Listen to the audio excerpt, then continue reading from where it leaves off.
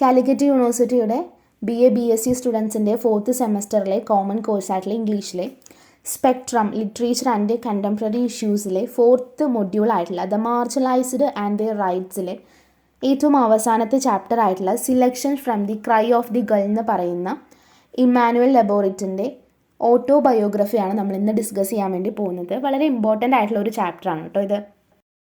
ഓഥറിനെ കുറിച്ച് നോക്കുമ്പോൾ Emmanuelle Laborit was born in Paris in 1971. She was hearing impaired by birth, but she became a famous French actress. She acted in more than 10 films. അതായത് Emmanuelle Laborit 1971 പാരീസിലാണ് ജനിച്ചത്. അപ്പോൾ ജനനം മുതൽ തന്നെ അവൾക്ക് കേൾവിശക്തി ഉണ്ടായിരുന്നില്ല. പക്ഷേ അവൾ പ്രസിദ്ധയായിട്ടുള്ളൊരു നടിയായിട്ട് മാറി 10ൽ പരം സിനിമകളിലൊക്കെ അവൾ അഭിനയിച്ചിട്ടുണ്ട്. അപ്പോൾ അവളുടെ ഓട്ടോബയോഗ്രഫി ആയിട്ടുള്ള the cry of the gull എന്ന് പറയുന്നതിൽ നിന്ന് എടുത്തിട്ടുള്ളതാണ് നമ്മുടെ ഈ ചാപ്റ്റർ എന്ന് പറയുന്നത്. People are often democrated by their bodily differences. People that are different from the mainstream are called by strange terminologies. അതായത് ശാരീരികമായിട്ട് വ്യത്യാസങ്ങളെയൊക്കെ അടിസ്ഥാനപ്പെടുത്തിയിട്ടാണ് നമ്മൾ പലപ്പോഴും ആളുകളെ തരംതിരിക്കുന്നത്. അപ്പോൾ അവരെന്ത് ചെയ്യും, ഒരു മെയിൻ സ്ട്രീമിൽ നിന്ന് അവരെപ്പോഴും മാറ്റി നിർത്താനുള്ള ഒരു പ്രവണതയുണ്ട്. അപ്പോൾ ഇൻ ഡെവലപ്ഡ് ആൻഡ് ഡെവലപ്പിംഗ് കൺട്രീസിലൊക്കെ ഫിസിക്കലി ഈ ചലഞ്ചഡ് ആയിട്ടുള്ള പീപ്പിളിനെയൊക്കെ ആർ ഡിസ്ക്രിമിനേറ്റഡ് എഗെയിൻസ്റ്റ് എന്നാണ് പറയുന്നത്. അതായത് ഈ വികസിത രാജ്യങ്ങളിലും ഇപ്പോൾ ഈ വികസിച്ചുകൊണ്ടിരിക്കുന്ന രാജ്യങ്ങളിലൊക്കെ തന്നെ അംഗപരിമിതരെയൊക്കെ മാറ്റി നിർത്തുന്ന ഒരു പതിവുണ്ട്. അതിനെക്കുറിച്ചിട്ട് ലിയോനാർഡ് അതായത് ഒരുപാട് സെഞ്ച്വറീസ് ആയിട്ട് ഈ പരിമിതർ അതായത് ഡിസബിലിറ്റീസ് ഉള്ളവരൊക്കെ എന്താണ് അടിച്ചമർത്തപ്പെട്ടവരുടെ ഒരു ഗ്രൂപ്പായിട്ട് മാറുകയാണ്. അവരെപ്പോഴും മാറ്റി നിർത്തുകയും അല്ലെങ്കിൽ അവരുടെയൊക്കെ മൂവ്മെൻറ്റ്സിനെയൊക്കെ പരിമിതപ്പെടുത്തുകയൊക്കെ നമ്മൾ ചെയ്യാറുണ്ട്. Now there is very challenging academic discipline are called disability studies. അതായത് ഇപ്പോൾ ഡിസബിലിറ്റി സ്റ്റഡീസ് എന്ന് പറയുന്ന ഒരു പുതിയൊരു വിഷയം കൂടി വന്നിട്ടുണ്ട്. അപ്പോൾ അതിൽ ചർച്ച ചെയ്യുന്ന എന്താണ്, അവരുടെ feelings, aspirations of disability communities, അവരുടെ റിയൽ പ്രോബ്ലംസ്, അതിനെക്കുറിച്ചിട്ടൊക്കെയാണ്. അതായത് അവർക്ക് it tries to voice their concerns. അതുപോലെ തന്നെ നമ്മൾ അവർക്ക് കൺസേൺസ് കൊടുക്കുക, അവരുടെ പ്രശ്നങ്ങളും ചിന്തകളും ആശയങ്ങളൊക്കെ പങ്കുവയ്ക്കാൻ വേണ്ടിയിട്ടൊക്കെ നമ്മൾ എന്ത് ചെയ്യുക, ആ ഒരു കാഴ്ചപ്പാട് നമ്മൾ വളർത്തിയെടുക്കാൻ വേണ്ടി ശ്രമിക്കുക. The world did not understand the problems of the disabled because they did not have the literature of their own. അതായത് ലോകത്തിന് ഈ അംഗപരിമിതരുടെ ഒന്നും പ്രശ്നങ്ങളൊന്നും മനസ്സിലാക്കാൻ പറ്റുന്നില്ല. കാരണം എന്താണ്, അവർക്കൊരു ലിറ്ററേച്ചർ ഇല്ല. അതുകൊണ്ടാണ് അവരുടെ പ്രശ്നങ്ങളൊന്നും നമുക്ക് മനസ്സിലാക്കാൻ പറ്റാത്തത്. അപ്പോൾ ഈ selection from the cry of the gull എന്ന് പറയുന്ന ഈ ഒരു ഓട്ടോബയോഗ്രഫിയുടെ പാർട്സിൽ നമ്മൾ പറയാൻ വേണ്ടി ശ്രമിക്കുന്നതാണ് struggle of the disable to survive. അതായത് ഈ ഡിസേബിൾഡ് ആയിട്ടുള്ള ആൾക്കാർക്ക് ഈ ഒരു ലോകത്ത് സർവൈവ് ചെയ്തു പോകാൻ വേണ്ടിയിട്ട് ഭയങ്കര ബുദ്ധിമുട്ടാണ് അവർ അനുഭവപ്പെടുന്ന ആ സ്ട്രഗിൾ. അതുപോലെ തന്നെ പാരൻ്റൽ ആറ്റിറ്റ്യൂഡ്സ്, അതായത് മാതാപിതാക്കളുടെയൊക്കെ കാഴ്ചപ്പാട്, ആ കുട്ടികൾക്ക് നേരെയുള്ള മാതാപിതാക്കളുടെ കാഴ്ചപ്പാട്, അതുപോലെ തന്നെ need for the right training and varying social attitude. അതായത് ഈ ഒരു ശരിയായിട്ടുള്ള പരിശീലനത്തിൻ്റെ ആവശ്യകതയും അതുപോലെ തന്നെ സമൂഹത്തിൻ്റെ കാഴ്ചപ്പാടുകളെ കുറിച്ചിട്ടൊക്കെയാണ് നമ്മൾ ഈ selection from the cry of the gull എന്ന് പറയുന്ന ഈ ഒരു ഓട്ടോബയോഗ്രഫിയിൽ നമ്മൾ പറയാൻ വേണ്ടി നോക്കുന്നത്. അപ്പോൾ ഇതിന് നമുക്ക് സമ്മറിയിലേക്ക് കടക്കാം. അപ്പോൾ ഓഥറിൻ്റെ പേരാണ് ഇമ്മാനുവൽ ലബോറിറ്റ്. അപ്പോൾ തൻ്റെ ഓട്ടോബയോഗ്രഫി ഇങ്ങനെ പറഞ്ഞു തുടങ്ങുകയാണ്. അതായത് I let out a lot of screams. അതായത് ഓഥർ ഉറക്കെ വിളിച്ചു കൂവുമായിരുന്നു, അതായത് ഉറക്കെ സൗണ്ട് ഉണ്ടാക്കുമായിരുന്നു. അപ്പോൾ അത് വിശക്കുന്നത് കൊണ്ടോ ദാഹിക്കുന്നത് കൊണ്ടോ അല്ലെങ്കിൽ പേടിച്ചിട്ടോ വേദന എടുത്തിട്ടോ ഒന്നും തന്നെയല്ല. പക്ഷെ എന്താണ്, ഓഥറിന് സംസാരിക്കണമായിരുന്നു. അതായത് എനിക്ക് സംസാരിക്കണമായിരുന്നു, എനിക്ക് കേൾക്കണമായിരുന്നു. പക്ഷേ ഞാൻ ഉണ്ടാക്കുന്ന ശബ്ദം എനിക്ക് കേൾക്കാൻ പറ്റിയിരുന്നില്ല. അതായത് she want to hear but the sound I was making I would not hear എന്നാണ് പറഞ്ഞിരിക്കുന്നത്. അതിനുശേഷം ഓഥർ പറയുന്നുണ്ട്, ഇങ്ങനെ ഈ സ്ക്രീമിങ്, അതായത് ഭയങ്കരമായിട്ട് ഈ ശബ്ദം ഉണ്ടാക്കുമ്പോൾ പാരൻസിന് അത് തോന്നിയിരുന്നത് എന്തായിരുന്നു, it's like the cries of a gull gliding over the ocean. അതായത് കടലിൻ്റെ മീതെ കൂടെ പറക്കുന്ന ഒരു കടൽ പക്ഷി ഉണ്ടാക്കുന്ന ശബ്ദം പോലെയാണ് അവളുടെ സ്ക്രീമിങ് തോന്നിയിട്ടുണ്ടായിരുന്നത്. അപ്പോൾ അതുകൊണ്ട് അവരെന്ത് ചെയ്തു, അവൾക്കൊരു കടൽ പക്ഷി എന്നൊരു അർത്ഥം വരുന്ന ഫ്രഞ്ചിൽ അർത്ഥം വരുന്ന ഒരു മൗവെറ്റ് എന്ന് പറഞ്ഞിട്ടുള്ള ഒരു പേരാണ് പാരൻസ് അവൾക്ക് ഇട്ടത്. അതൊരു നിക് നെയിം പോലെ ഇട്ടു. പക്ഷേ അവൾ ഒച്ച വെച്ചിട്ടുണ്ടെങ്കിലും ആർക്കും അവളെ മനസ്സിലായില്ല എന്നും കൂടി ഓഥർ പറയുന്നുണ്ട്. അതിനുശേഷം അമ്മ പറഞ്ഞിട്ടുള്ള കാര്യങ്ങൾ. അപ്പോൾ ഈ മൗവെറ്റിൻ്റെ കാര്യം ഓർത്ത് വെക്കണം, 3 മാർക്ക് ക്വസ്റ്റ്യൻസ് ആയിട്ട് വരാൻ ചാൻസ് ഉണ്ട്. അതിനുശേഷം പറയുന്നുണ്ട്, my mother told me I was a beautiful baby. The birth was easy. I weighted 7 pounds 11 ounces. I cried when I was hungry.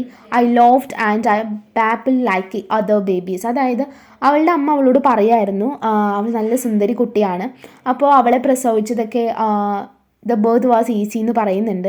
അതുപോലെ തന്നെ അവൾ 7 പൗണ്ടും 17 ഔൺസും ഒക്കെ ആയിരുന്നു അവളുടെ തൂക്കം എന്ന് പറയുന്നത്. അപ്പോൾ അവൾ വിശന്നപ്പോൾ കരയാറുണ്ടായിരുന്നു. അപ്പോൾ മറ്റു കുട്ടികളെ പോലെ തന്നെ ചിരിക്കുകയും ശബ്ദങ്ങളൊക്കെ ഉണ്ടാക്കുകയൊക്കെ ചെയ്തിട്ടുണ്ടായിരുന്നു. My parents thought I was well behaved because even when the music was blaring, I would sleep soundly. They thought I was a normal because whenever a door slammed, I moved my head.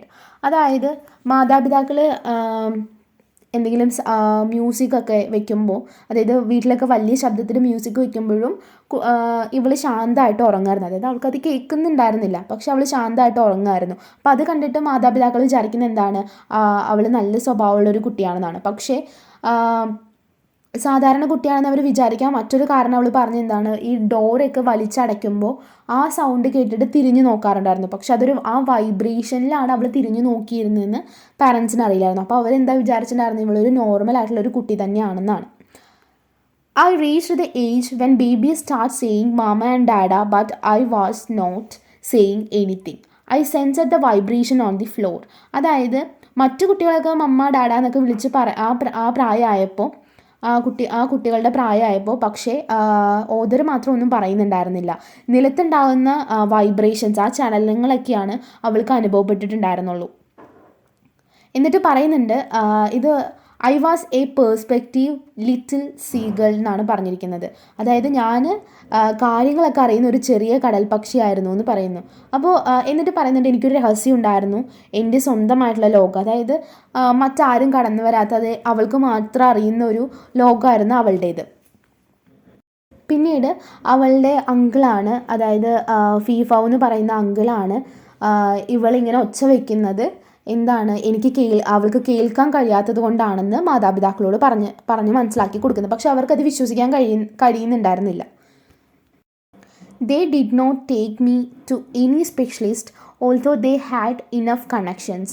They were happy I did not disturb them in the early mornings. അവളുടെ parents അവളെ ഒരു സ്പെഷ്യലിസ്റ്റിൻ്റെ അടുത്തും കൊണ്ടുപോയില്ല. അതുപോലെ തന്നെ അവർക്ക് ഒരുപാട് connections ഉണ്ടായിരുന്നെങ്കിലും അവർ കൊണ്ടുപോയില്ല.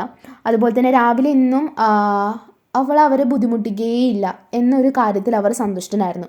പക്ഷേ ഓദര പറയുന്നുണ്ട്, ഞാൻ വ്യത്യസ്തതയുള്ളൊരു കുട്ടി തന്നെയാണെന്നുള്ള ആശങ്ക അവർക്ക് ഉണ്ടായിരുന്നില്ല എന്ന്. അപ്പോൾ എൻ്റെ മാതാപിതാക്കൾ ചുണ്ടനക്കുന്നത് ഞാൻ കാണുമായിരുന്നു. അതായത് അവരുടെ ലിപ്സ് മൂവ് ചെയ്യുന്നത് നോക്കിയിരിക്കുക, അതായത് കേൾക്കാൻ കഴിയുന്നില്ല, അവരുടെ ലിപ്സ് മാത്രം മൂവ് ചെയ്യുന്നത് അവൾക്ക് കാണാൻ പറ്റുമായിരുന്നു. പക്ഷേ ഈ സൗണ്ടും സൈലൻസും തമ്മിലുള്ള ആ ഒരു അതിൻ്റെ ഇടയിലുള്ളൊരു ഗ്യാപ്പ് വളരെയധികം വലുതായിരുന്നു. അതിൻ്റെ ഒരു ഡിഫറൻസ് നോക്കാൻ വേണ്ടിയിട്ട് എപ്പോഴും ഓദർ വെറുതെ ഒച്ച വെച്ചുകൊണ്ടിരിക്കുകയായിരുന്നു. പിന്നീട് ഓദർ പറയുന്നുണ്ട്, paediatrician thought I was crazy. അതായത് പീഡിയാട്രീഷ്യൻ വിചാരിച്ചത് ഞാനൊരു കുസൃതി കുട്ടിയാണെന്നാണ്. അതായത് ഓദർ എന്ത് ചെയ്യുന്നുണ്ട്, സൗണ്ട്സിനെതിരെ റിയാക്ട് ചെയ്തിട്ടുണ്ടായിരുന്നു. അതുകൊണ്ട് പക്ഷേ ആ സൗണ്ട് കേട്ടിട്ടില്ല, ആ ഒരു ചലനങ്ങൾ കൊണ്ടിട്ടാണ്, അതായത് ആ വൈബ്രേഷൻസ് കൊണ്ടാണ് അവൾ അതിനെതിരെ റിയാക്ട് ചെയ്തിട്ടുണ്ടായിരുന്നത്. പക്ഷേ എൻ്റെ പുറകിലോ സൈഡിലോ ഒക്കെ നിന്ന് കൈ കൊട്ടിക്കഴിഞ്ഞ് കഴിഞ്ഞാൽ ശബ്ദം എവിടെ നിന്നാണ് വരുന്നതെന്ന് അറിയാത്തത് കൊണ്ട് ഞാൻ തല തിരിക്കുമായിരുന്നില്ല എന്നുകൂടി പറയുന്നുണ്ട്. I did not respond when I was called. When my mother came near me, I felt surprised. In fact, my mother thought she had some psychological problems. അതായത് അമ്മ വിളിക്കുമ്പോഴൊന്നും ഞാൻ പ്രതികരിച്ചിട്ടുണ്ടായിരുന്നില്ല. അമ്മ എൻ്റെ അടുത്ത് വരുമ്പോൾ ഞാൻ പെട്ടെന്ന് അത്ഭുതപ്പെടുമായിരുന്നു. അമ്മ വിചാരിച്ചത് അമ്മയ്ക്കാണ് എന്തോ മാനസിക പ്രശ്നമുള്ളതാണ്, അതായത് കുട്ടിക്കെല്ലാം കേൾക്കാം എന്നുള്ള രീതിയിലാണ് അമ്മയും ചിന്തിച്ചിട്ടുണ്ടായിരുന്നത്. അതിനുശേഷം വീണ്ടും ഒരു പീഡിയാട്രീഷ്യനായിട്ട് വീണ്ടും ഒരു സന്ദർശനത്തിന് വേണ്ടിയിട്ട് പോവാണ്. അപ്പോൾ അയാൾ പറഞ്ഞത് അമ്മയ്ക്ക് കൗൺസിലിംഗ് കൊടുക്കേണ്ടി വരുമെന്നൊക്കെയാണ്. അപ്പോൾ തൻ്റെ അഭിപ്രായം ശരിയാണെന്ന് കാണിക്കാൻ വേണ്ടിയിട്ട് അദ്ദേഹം എന്ത് ചെയ്യും, വാതിൽ വീണ്ടും വലിച്ചടയ്ക്കും. അപ്പോൾ എന്ത് ചെയ്യും, കുട്ടി വീണ്ടും തിരിഞ്ഞു നോക്കും. അപ്പോൾ അമ്മയ്ക്ക് തോന്നുകയാണ് എൻ്റെ പ്രശ്നമാണ്, എനിക്ക് വെറുതെ തോന്നുകയാണ് കുട്ടിക്ക് കേൾക്കാൻ പറ്റില്ല എന്നുള്ളത്. അതിനുശേഷം എന്ത് ചെയ്യും, അമ്മയോട് തന്നെയും അതുപോലെ തന്നെ അയാളോടൊക്കെ ആ പീഡിയാട്രീഷ്യനോടൊക്കെ ദേഷ്യം വരികയാണ്. അതിനുശേഷം പാരൻസ് എന്ത് ചെയ്യുകയാണ്, ഈ ഒരു സന്ദർശനം കഴിഞ്ഞതിന് ശേഷം പാരൻസ് വലിയ വിഷമത്തിലാവുന്നു. അവർ പലപ്പോഴും പല വിധത്തിലും അവളെ പരീക്ഷിച്ചുകൊണ്ടിരിക്കുകയാണ്. അതായത് they whistled, called, slam the doors and watch at me, clapping my hands as if I were dancing to the music. അപ്പോൾ പാട്ട് വെക്കുമ്പോൾ ഞാൻ ഡാൻസ് കളിക്കുന്നതൊക്കെ, കൈവച്ച് ഡാൻസ് കളിക്കുന്നതൊക്കെ അവർ ശ്രദ്ധിച്ചുകൊണ്ടിരിക്കുകയാണ്. അപ്പോൾ ചിലപ്പോൾ അവർ കരുതി എനിക്ക് കേൾക്കാമെന്ന്, പക്ഷേ ചിലപ്പോൾ അവർ സംശയിക്കുകയാണ്. ഇതങ്ങനെ ഒരു വലിയൊരു ചിന്താകുഴപ്പത്തിലേക്ക് പോവുകയാണ് ചെയ്യുന്നത്. അതിനുശേഷം ഓഥർ പറയുന്നുണ്ട്, when I was 9 months old they took me to a specialist. He immediately told my mother I was deaf. അപ്പോഴാണ് ഒരു സ്പെഷ്യലിസ്റ്റിൻ്റെ അടുത്ത് കൊണ്ടുപോകുമ്പോഴാണ് അമ്മയുടെ അടുത്ത് പറയുന്നത് ഈ കുട്ടിക്ക് ചെവി കേൾക്കില്ല എന്ന് പറയുന്നത്. അപ്പോൾ മാതാപിതാക്കൾക്ക് അതൊരു ഞെട്ടലുണ്ടാക്കുകയാണ്. കാരണം അവർ വിചാരിച്ചു അത് അയാളുടെ തെറ്റായിട്ടുള്ള നിഗമനമാണെന്ന്. അതിനുശേഷം they took me to the ട്രോസോ ഹോസ്പിറ്റലിലേക്ക് കൊണ്ടുപോവാണ്, ഒരു എക്സാമിനേഷൻ നടത്താൻ വേണ്ടി കൊണ്ടുപോവാണ്. അപ്പോൾ അമ്മയുടെ ചെവികൾ വരെ തുളച്ച് കരയുന്ന ശബ്ദങ്ങളൊക്കെ അവിടെ ഉണ്ടാക്കുകയാണ്. പക്ഷേ I was sitting in my mother's lab but I was totally unresponsive to the sounds. അപ്പോൾ ഇങ്ങനെ സൗണ്ട് ഉണ്ടാക്കി കഴിഞ്ഞപ്പോൾ കുട്ടി മാത്രം, അതായത് ഓദർ മാത്രം മിണ്ടാതിരിക്കുകയാണ്. അമ്മയുടെ ചെവി ഇങ്ങനെ തുളച്ച് പോകുന്ന സൗണ്ടുകളായിരുന്നു, പക്ഷേ ഒരു റെസ്പോൺസും ഇല്ലാതെ, ഒരു പ്രതികരണവും ഇല്ലാതെ അങ്ങനെ ഓദർ ഇരിക്കും. അവരുടെ ഡോക്ടറോടുള്ള ക്വസ്റ്റ്യൻ, അതായത് 3 ക്വസ്റ്റ്യൻസാണ് ഡോക്ടറോട് അവർ ചോദിക്കുന്നത്. ഒന്നാമത്തെ ക്വസ്റ്റ്യൻ എന്താണെന്ന് വെച്ച് കഴിഞ്ഞാൽ ഓദർ സംസാരിക്കുമോ എന്നായിരുന്നു. അതായത് whether I will I talk എന്നാണ് ആ ക്വസ്റ്റ്യനായിട്ട് ഓദർ ചെയ്തിരിക്കുന്നത്. അപ്പോൾ അതിൻ്റെ ആൻസർ ആയിരുന്നു yes I would but it will take a long time. അതായത് ഓദർ സംസാരിക്കാൻ വേണ്ടിയിട്ട് ഒരുപാട് സമയമെടുക്കും. അടുത്ത ക്വസ്റ്റ്യൻ എന്താണെന്ന് വെച്ച് കഴിഞ്ഞാൽ വാട്ട് ദേ ഷുഡ് ഡു, അതായത് അവരെന്താണ് ചെയ്യേണ്ടതെന്നാണ്. അപ്പോൾ എന്താണ് ഡോക്ടർ പറഞ്ഞതെന്ന് വെച്ച് കഴിഞ്ഞാൽ ഒരു ഹിയറിംഗ് എയ്ഡ് ഫിറ്റ് ചെയ്യുക, അതുപോലെ തന്നെ സ്പീച്ച് തെറാപ്പി സ്റ്റാർട്ട് ചെയ്യുക. അങ്ങനെ 2 കാര്യങ്ങളാണ് പറഞ്ഞത്, ഹിയറിംഗ് എയ്ഡും അതുപോലെ തന്നെ സ്പീച്ച് തെറാപ്പിയും. പക്ഷേ ഇതിൽ പറഞ്ഞത് ആംഗ്യഭാഷ ഉപയോഗിക്കുന്നത്, അതായത് സൈൻ ലാംഗ്വേജ് ഉപയോഗിക്കരുതെന്ന് അവർ പറഞ്ഞിട്ടുണ്ടായിരുന്നു.